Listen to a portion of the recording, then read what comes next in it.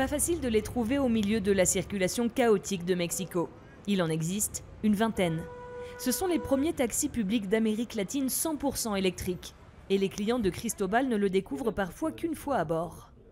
Quand vous leur dites que c'est un véhicule électrique qui n'utilise ni carburant ni liquide de refroidissement et qu'il n'y a pas de pot d'échappement, c'est émouvant d'entendre les gens dire « on ne pollue pas ».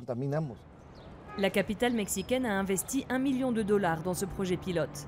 En plein cœur de la métropole de 9 millions d'habitants, une station alimentée à 25% par des panneaux solaires permet aux véhicules de se recharger pour une autonomie de 6 heures. Mexico était la ville la plus polluée au monde en 1992 selon l'ONU.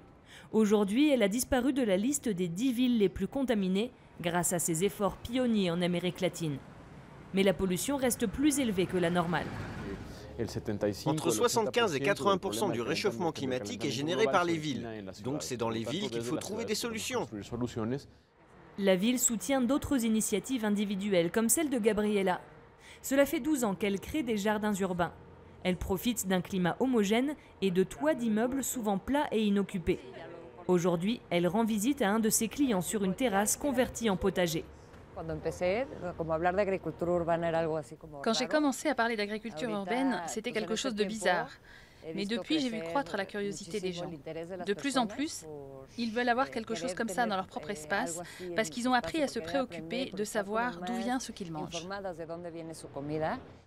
Elias est architecte. Avoir ce jardin devant ses bureaux lui permet de rentrer souvent chez lui avec des produits qu'il a lui-même plantés. Un exemple qui pourrait faire des émules. Ici, on a des radis, des oignons, des salades.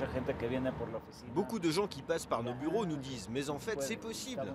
C'est beau, ça rend l'espace très agréable. » Pendant un an, après l'avoir installé, on a créé des ateliers pour qu'on apprenne tous à en prendre soin.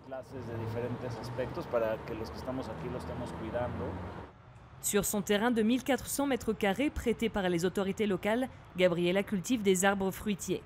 Elle y donnera bientôt des cours de jardinage aux écoliers du quartier. En échange, elle fournit des pousses d'arbres qui seront plantés dans les espaces verts de Mexico.